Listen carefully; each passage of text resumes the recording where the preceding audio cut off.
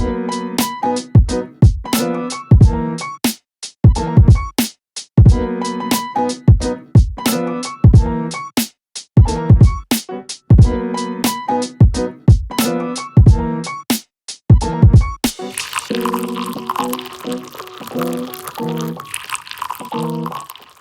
everyone, it's Joe Cosentino, Coffee with Cosentino.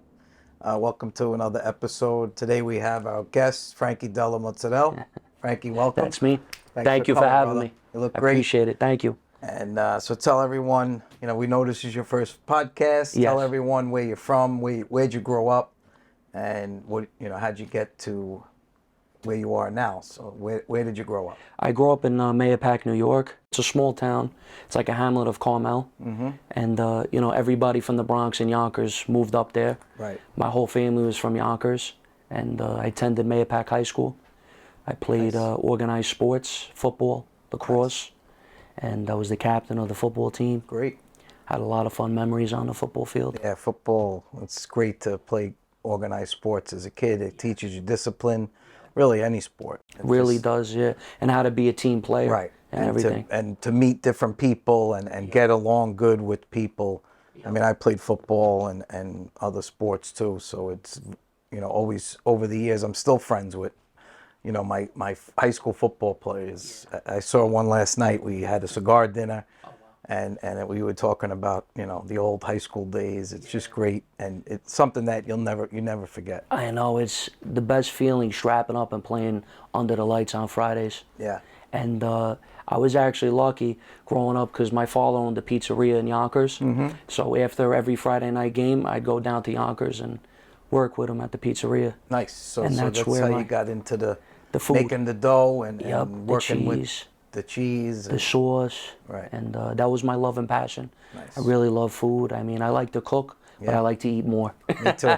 We all do. We love to yeah. cook, but eating is better. Yeah. So while that was happening during high school, I was getting scouted out by a couple of Division III programs, and I was going to go to Western Connecticut, but I backed out. I don't want to leave home. I'm a mommy's boy. Right. But I wind up taking. That's a tough. It's tough to leave sometimes. Yeah. So away. I did 2 semesters at WCC College. I played football there? No, I didn't. Okay. They don't have a football team there. I wind up dropping out. College wasn't for me. Right. And at the time, my mother was like, Frank, why don't you, they're looking for applications at the school, so why don't you put in for it? So I started subbing. Right. And half a year, and then an opportunity opened up for a full-time position, and I put in for it, and I got it, and I got hired full-time at like 19 years old. Nice. So you're working full-time as a custodial engineer? Custodial, yeah, at the school near me. Great. It's like 10 minutes away. Nice. Not a bad commute. Good. Been there 9 years later, and then I do the fresh mozzarella on the side. Okay, so tell us a little bit about your mozzarella business. Obviously, it's a business now. Yes, it is. You started it as just a side thing. You learned how to make it. Now you figured out I can make some money with this. Absolutely. So how do I bring it to another level? How do I make a business out of this? First, I started as like a hobby. I wanted to make mozzarella. Always learn how to do it. And it's not easy to make. I saw you make it in my house. It's not easy. It's honestly a process, right. And it's like therapy. People are like, how do you make that? I know, yeah. You got to use hot water, fresh curd, a paddle, some salt. Right. And you got to play with it. Yeah, you got to work the curd until it's nice and silky smooth. Yeah. And the best time to eat it is when it's warm. Yeah, that was amazing. It's like a gift. Came right out of the water. Water, yeah. It was. So now you got this. You learned how to make it. You pretty much feel comfortable, and now you want to take it to another level. So absolutely. How did you go and say, I want to make a business out of this? What do I do? You're not going to open. You didn't open up a deli because you have a full-time job. Yeah. So you're doing catering, more like parties and weddings cocktail hours, golf outings. Yeah, yep. See, that's great that you're doing any that. type party. Yeah. I was working at the deli by me at the time. It was Simon's of Arthur Avenue. Okay. And I reached out to my buddy Gio at G&R Deli, and he came up and he showed me. Gio's the master. The best, yeah. He is the master cheesemaker, and thank God for him. He showed me everything. Nice. Not only that, showed me how to make a couple of sandwiches, And we had a sandwich, yeah. Honestly, Yonkers term, they say wedge. Yeah. But it's crazy. You go into some other places, like up in Boston, they say different. They have different terminologies. Like hoagie and or sub. Right? Yeah. We call it hero. Hero. Yeah, I call it hero or wedge. Yeah, I was making it at the deli at the time, and we were having like mozzarella events. And people around the town were coming, showing some support. Right. And then this one lady actually booked me for a backyard event by my hometown, and it was a Saint Gennaro feast party. Okay. And it was awesome. I was making the mozzarella there, and they had like the raw bar, the oysters, the clams. We were making polenta, pizzas. We had macaroni, and sounds delicious. You're making me hungry already. I know, I'm starving right now. Actually, I posted a little clip. I was taking videos, the backyard, and people taking videos of me making pizza, and I posted it to TikTok at the time. And I think I got like 10 to 20,000 views on it. Wow. And no one even knew who you were. No one had no idea who I was. And then after that party, I had business cards, handing them out, word of mouth. Right. And then other people started hiring me. Old school, belly to belly. Yep. Just going around. And so how did you get into like the social media? Because that's how I really got to know you more, is through your social media. I watched what you did on Instagram and TikTok. Yep. I mean, you're the generation of social media. Absolutely. So and tell the audience, like, how did you get to that level?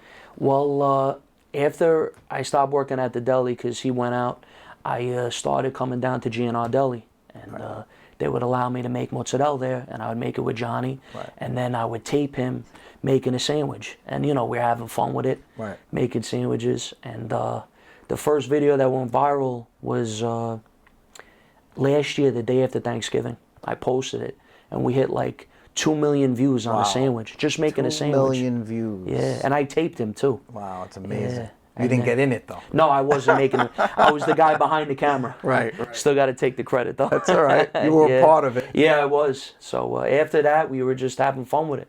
Just kept making sandwiches, and they kept going viral. He actually put a sandwich together. It was called the Bronx Godfather, and it reached Joe Rogan. Yes, I saw that. And Joe Rogan wound up stopping in the shop. Unfortunately, I wasn't there. I was at work.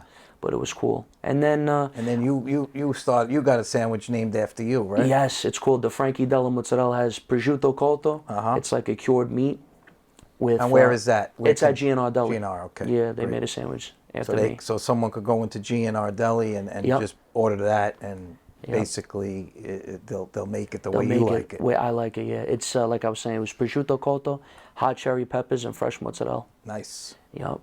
So if you're booking these events, obviously you're working. Now you have to have like a secretary, someone working behind the scenes, because we all need behind the scenes. Yes, absolutely. If you're busy in the front, someone needs to be like I 100%. have my, Gina runs the behind the scenes for me, and she's great. Yep. But you need that. That's where you start saying, I need to have business mind here. Absolutely. I actually have a booking agent. Her name's Grace, my father's girlfriend. Thank God for her. And she books all the parties for you? Yeah, she does all the parties. Does your schedule? Yes, schedules, gets me all organized, so I'm not all over the place. Right, because you're too busy cooking and making, and you're the face of a brand. Brand, yeah. So you're creating this brand, like we all have a brand. Yep.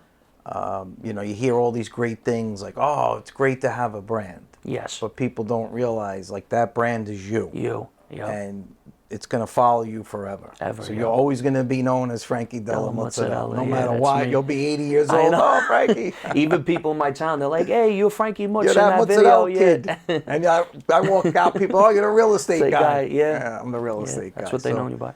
Even in my hometown, too, my buddies at Bobo's Cafe, my famous line is, I'm not famous, I'm just named after a sandwich. They actually named the sandwich after me, called the Della Camera. Wow. And it's vegan friendly. You got fresh mozzarella, tomato, balsamic glaze, and pesto, and you could add chicken cutlet and prosciutto to it. Wow, and that was another video I did that went viral on Instagram. And Instagram's pretty hard to get views out there. It really is. And we hit over 700K views. Wow.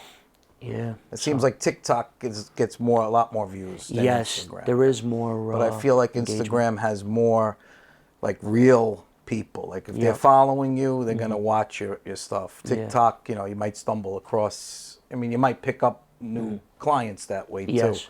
Actually, I got a lot of DMs out of that too. Yeah.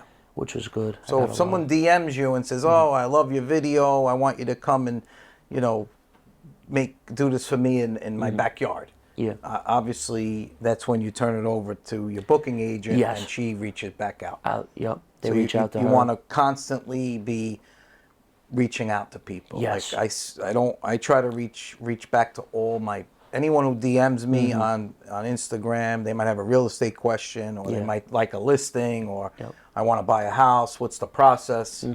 I always get back to them. Like I might not go into a whole big conversation on Instagram. We take it offline. Yep. Like, here's my office number. Call my office. Set up an appointment, Yep. and we'll have a conversation Yes. off the Instagram. I try to answer everybody as much as I can, but sometimes, like, we're doing the feasts, Right. posting pictures, content. You get a lot of DMs, so Yeah. I try to. And you don't want to answer them constantly all. be on your phone when you're making You what's it can't, else. especially your hands are wet and then it's hot as hell. And you gotta be clean. Yeah, Like, you have to. You Yeah. go into some old time places and it's not clean. I'll walk right out. I know. The Yeah. places have to be Has in to the be, yeah. in the city. It's great because they have a letter. So if you're going into a deli or a restaurant, you could actually look at the letter and go online and see what what the violations were. Westchester, they don't have that so Yeah, much, they don't, but yeah.